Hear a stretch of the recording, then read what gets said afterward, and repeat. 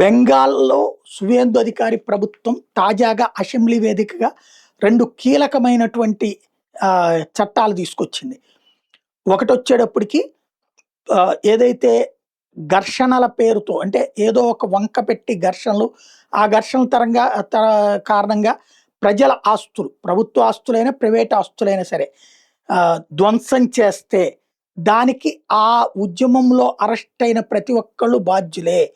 వాళ్ళ ఆస్తులు స్వాధీనం గాని, వాళ్ళకి సంబంధించినటువంటి బ్యాంక్ అకౌంట్లైనా సీజ్ చేసి ఈ నష్టం ఎంతైతే జరిగిందో ఆ నష్టానికి 3 రెట్లు వసూలు చేసేందుకు ఉద్దేశించిన ఒక చట్టాన్ని ఆమోదించింది.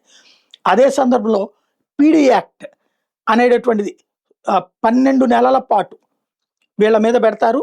ఎలాంటి యాంటీ సోషల్ ఎలిమెంట్స్‌ని ఎవరిని వదిలిపెట్టే ప్రసక్తి లేదని తేల్చి చెప్తూ ఏదైతే వాళ్ళకి సంబంధించి దేశ ద్రోహకర కార్యకలాపాలు కావచ్చు, హిందూ వ్యతిరేక కార్యకలాపాలు కావచ్చు, జాతీయవాద వ్యతిరేక కార్యకలాపాలు కావచ్చు, చేసేటటువంటి వాళ్ళ ఆస్తుల సీజర్ అన్నటువంటిది కూడా ప్రకటించారు.